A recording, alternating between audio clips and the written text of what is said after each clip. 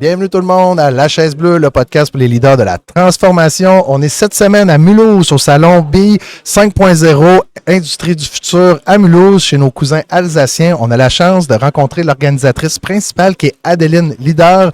Prenez le temps d'écouter ce podcast-là. Je pense que vos délégations en région ou même industrielles ou même de technologie devraient être présents à ce salon, un salon qui est près de l'Allemagne et de la Suisse. Donc, c'est une opportunité en or de rencontrer nos cousins. Bienvenue Adeline sur le podcast. Cet épisode de La Chaise Bleue vous est fièrement présenté par GLM Conseil. Acolyte de la transformation dans votre entreprise à l'ère du numérique. Bienvenue Adeline au podcast La Chaise Bleue.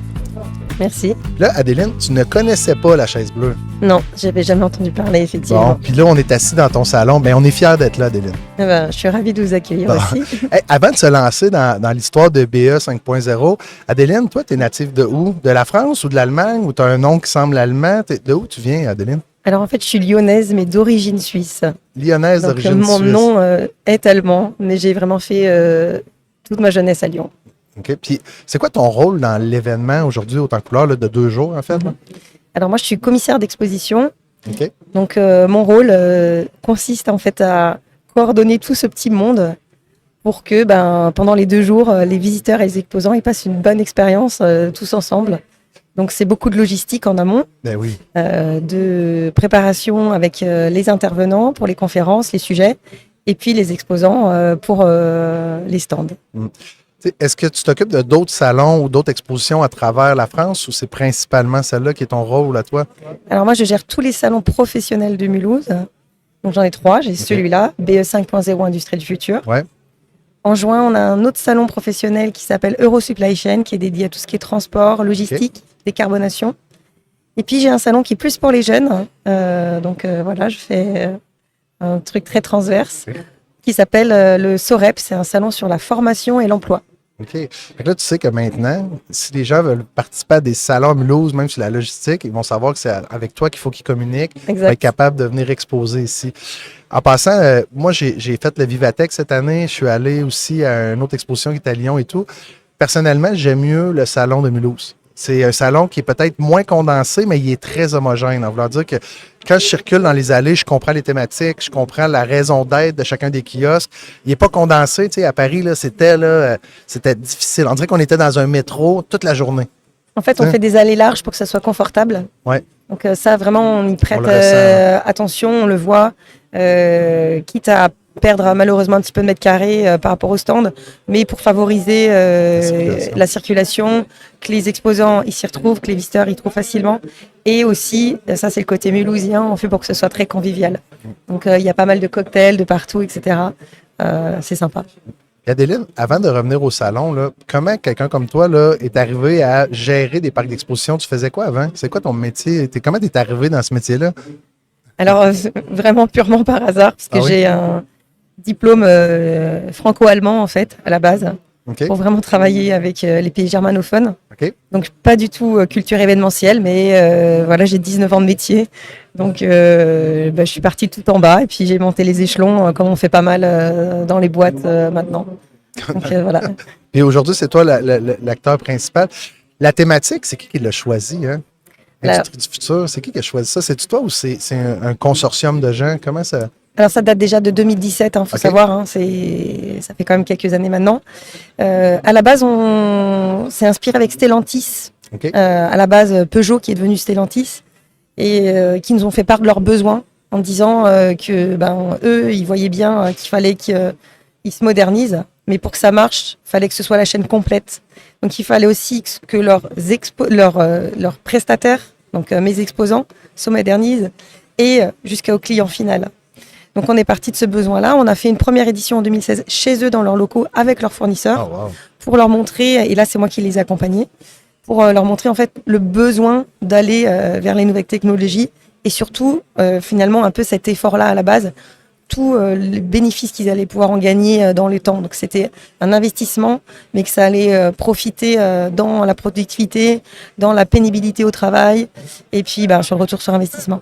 La pénibilité au travail, ça veut dire c'est d'améliorer le plaisir au travail, c'est ça je comprends? Oui, c'est toutes les tâches qui sont répétitives, contraignantes avec des poids qui peuvent engendrer des problèmes de santé, de les limiter au maximum. Tu sais, c'est drôle parce qu'en 2017, je lisais un ouvrage, je me souviens pas de quel auteur, puis il disait qu'il faisait des matrices de pénibilité, puis c'était dans les métiers du futur, il fallait éliminer ça.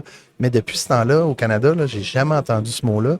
Puis là, aujourd'hui, c'est toi qui le sors. Ça veut dire que tu es quand même à l'affût des tendances. Il y a beaucoup ça, il y a les exosquelettes qui se développent. Ouais. Vraiment, tous les petits robots autonomes. Il y en a beaucoup aussi dans la logistique. Toutes les personnes qui travaillent dans les entrepôts pour leur éviter vraiment de porter des charges lourdes. Et puis, alors parfois, il y a un petit frein dans les entreprises. Les salariés, ils ont au début un petit peu peur de perdre potentiellement leur emploi. Mais en fait, quand on met en place, et si on met en place de façon collégiale avec eux, ils voient tout de suite le bénéfice et en fait, ils voient que du coup, leur temps de travail va être reporté sur d'autres tâches qui sont à plus haute valeur ajoutée et que ce côté-là de pénibilité va être allégé et c'est vraiment pour le coup gagnant pour eux. Fait que tu as gagné en terminologie, en compréhension de l'industrie à travers le temps. Je vais t'exprimer. Là, en fait, les auditeurs, c'est beaucoup des manufacturiers ou des gens de développement économique au Canada, au Québec principalement francophone. Je vais t'expliquer ce que j'ai compris du salon ici, puis sa vocation, puis corrige-moi. Okay? Tu sais, tu as le droit de me corriger, là, j'ai pas d'ego, puis c'est l'objectif. Là. C'est mon ressenti.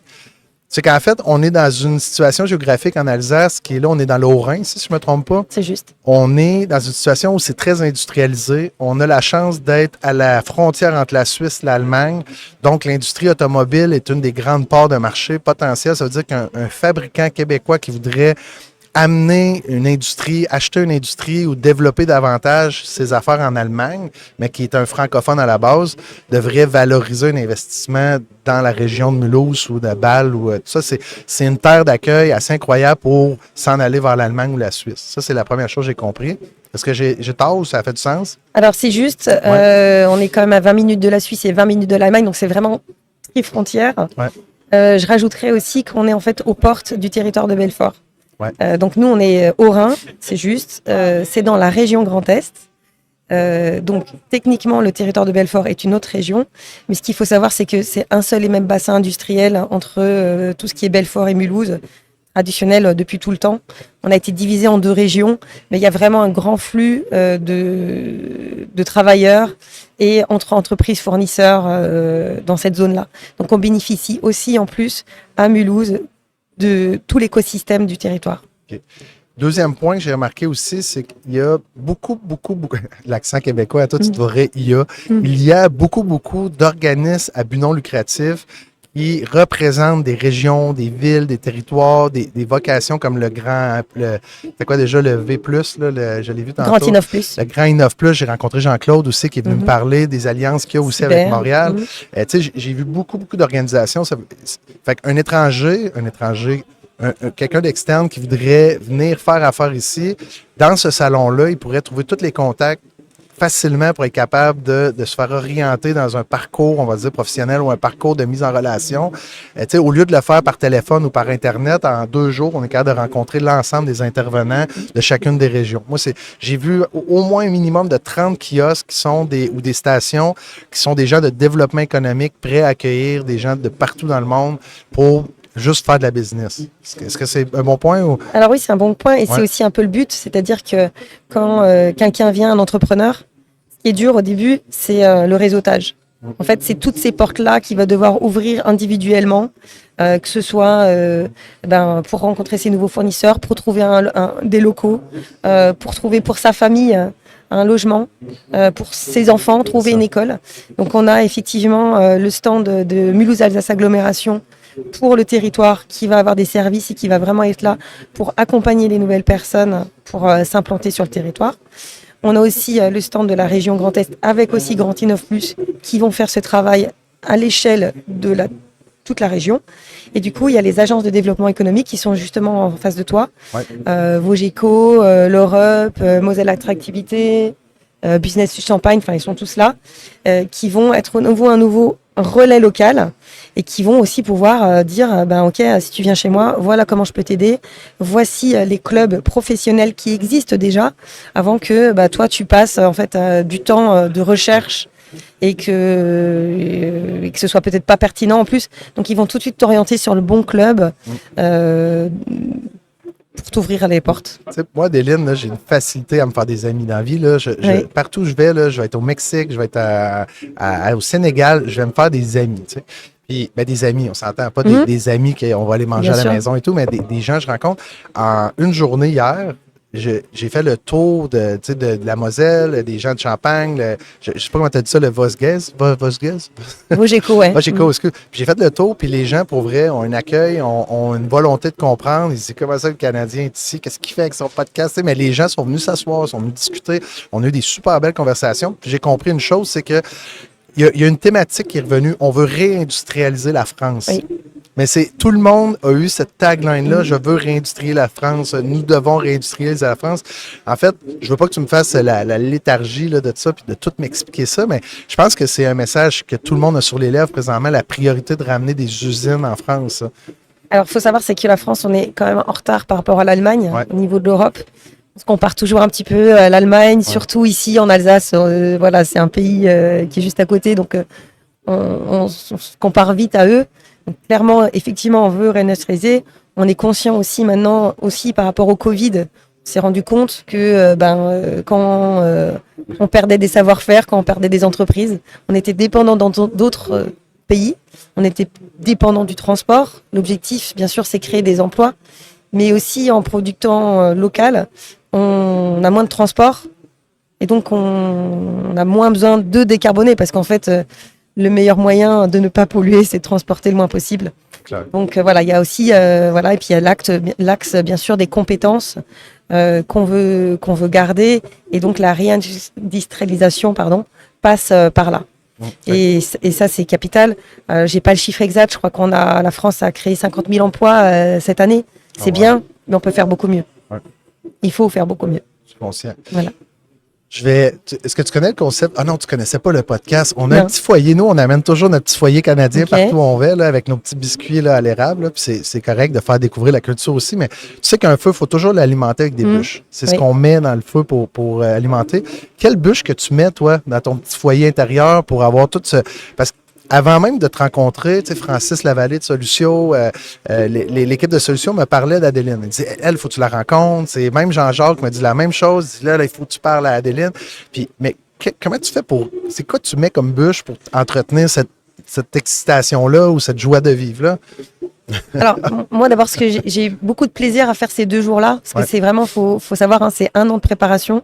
On est une équipe de 3 personnes. Il y a Julien et Maureen avec moi qui bossent aussi toute l'année. Donc, c'est une petite structure. Et c'est vrai que pour moi, voir la réussite du salon, voir que les gens se serrent dans les mains, font du business, se rencontrent, s'échangent des cartes. Et justement, c'est ma petite pierre à l'édifice. C'est-à-dire que il faut refaire partir l'économie, l'industrie. Voilà, je suis le petit colibri de Mulhouse et j'ai beaucoup de plaisir à le faire. Et quand je vois des journées comme aujourd'hui où tout se déroule sans faille, les conférences sont pleines, les gens repartent avec de l'information. Ouais. Et je sais que ça va leur être utile toute l'année. On fait aussi le travail, un peu comme toi avec le podcast, d'enregistrer les conférences pour que quelqu'un qui n'a pas eu le temps, puisse revoir un sujet ou veut le retravailler, veut réécouter une info qui lui manquait. Donc voilà, c'est mon énergie, c'est de voir la satisfaction, vraiment. Non, c'est gens. Cool. Et puis j'aime Mulhouse, j'aime mon territoire, qui m'a adopté. Tu sais, imaginons là, que moi et toi, on fait le tour du salon, puis là, on s'accroche à quelque part, on parle avec les gens, puis là, je trouve une baguette magique à terre. Puis moi, une baguette magique, je suis tellement généreux, tant qu'à faire le vœu, je me dis, je vais le donner à Adéline. Ah, sympa. Ouais. Qu'est-ce que tu fais avec cette baguette-là pour ce salon-là dans les prochaines années?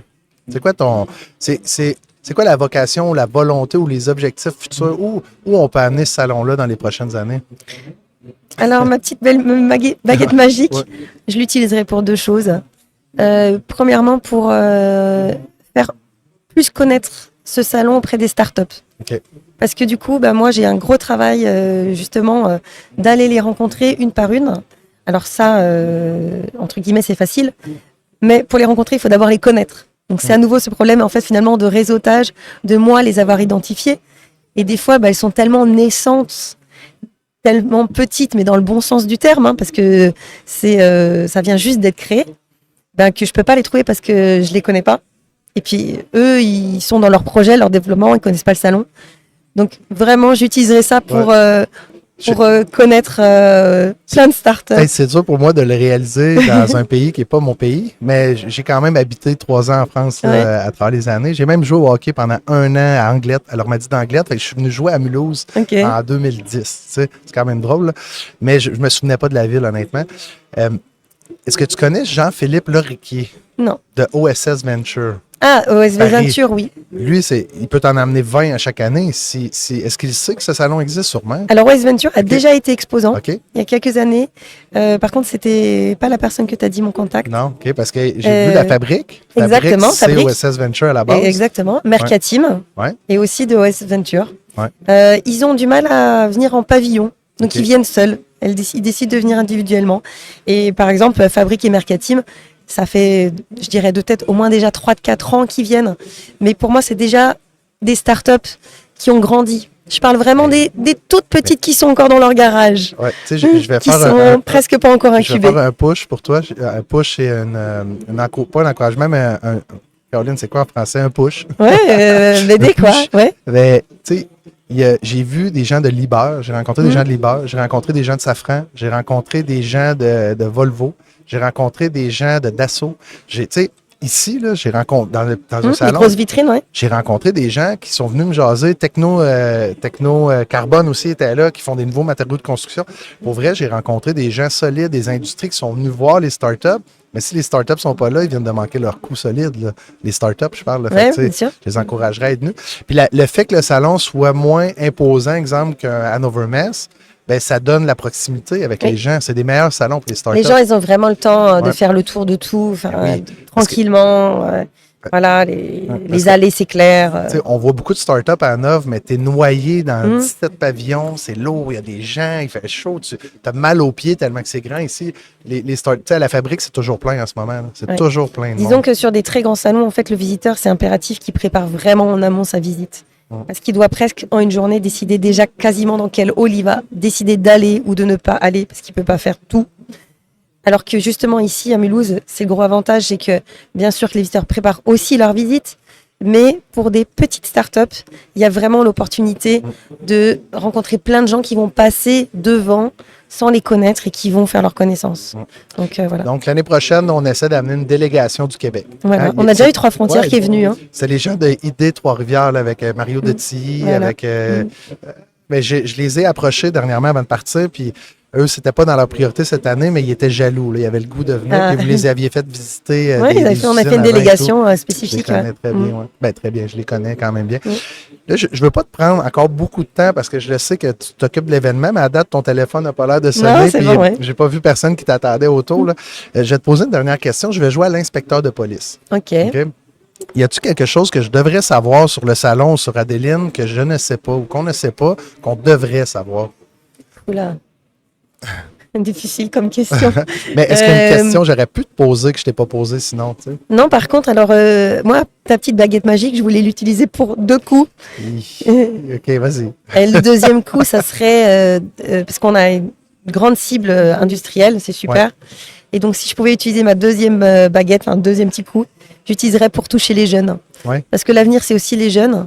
Et en fait, tout de suite les informer sur les formations qui vont se développer, les nouveaux métiers qui vont arriver.